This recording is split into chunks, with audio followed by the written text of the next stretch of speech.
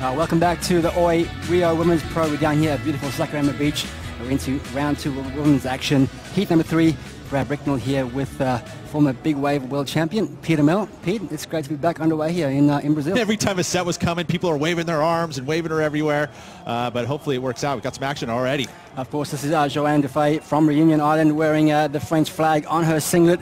She's a former runner-up here last year, 2017, against Tyler Wright in that final, just opening up that first wave of this heat. So, of course, Pete, we're down now to two-person heat, so priority immediately will switch over to the second surfer.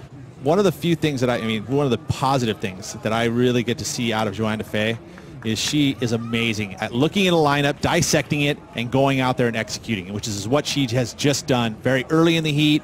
We haven't seen a wave that kind of walled up on that outside section yet. Sure enough, she finds it. Generally what we've seen on this bank with the swell is that if it's even now, it's just increasing as we watch this Almeida wave here. Nice first turn, and that's the kind of stuff she has to do, but she has to find few more sections behind it. That's the kind of attack she could have. So she's super confident when she jumps up on her surfboard, and it definitely pays out for her. Well, just down the beach now on the right-hander, we see Almeida. Nice little snap into the pocket. Look at this wall she's got ahead of her. Can she maximize the section? A second top turn. She's going to finish strong here with a third. Now this wave is starting to sort of peter out through this inside section. If she gets a strong finish here, this would be probably her best scoring wave, and does on that inside section. Pete, what do you think?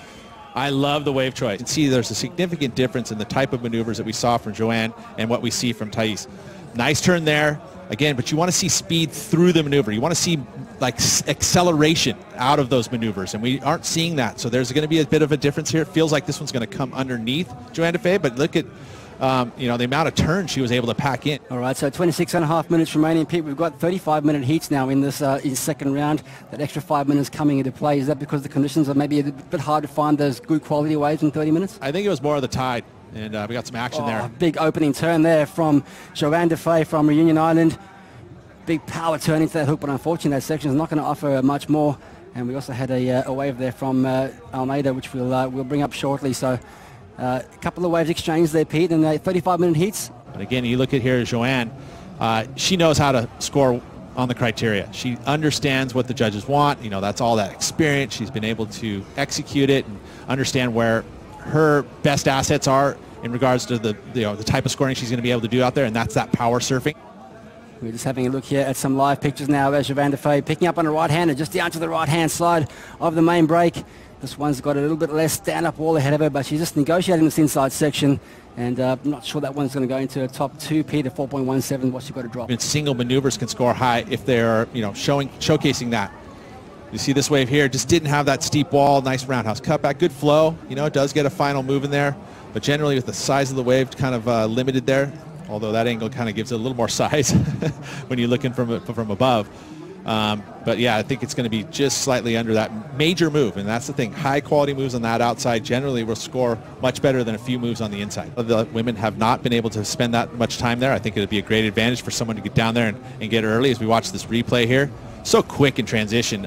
Johanne, she's been dialing in her equipment. She knows what she wants to ride. She knows how's it going to ride. Johanne Defay is in the lead in this heat. 14.5 minutes remaining. Yes, she goes. She's found another right-hander down the beach, looking to extend this lead. Nice little snap into the pocket, and this is where that wave flattens out now. As that tide starts to run out, it should come less into play.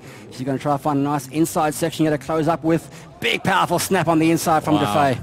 And of course, again, such a great read. She understands the lineup and making adjustments too. That's one of the things she'll anticipate, a change in the lineup, knowing that the tide's dropping out, and maybe a transition heat in her heat. She's already practiced out here and understands that, on those days before the event started, as we watch this replay here. And she stays with this wave. It flattens out. There's that trench that runs along the beach, and then it kind of lifts back up in the shore break. Very similar to a Huntington Beach or whatever like that. It loads up with energy, and she just tags that section. That was full power.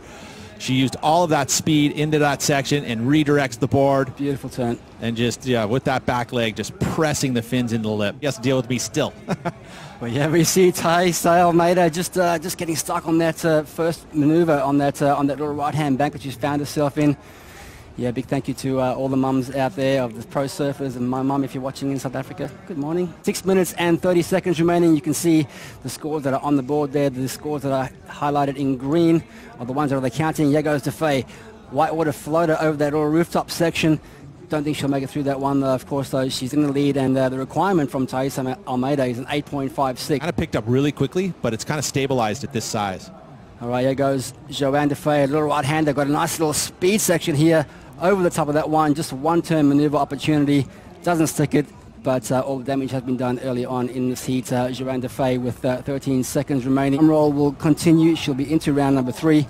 And counting heat out, you can hear the on-site announcer has called the heat over. And Johanne Defay has now officially booked herself a place in the 3rd round.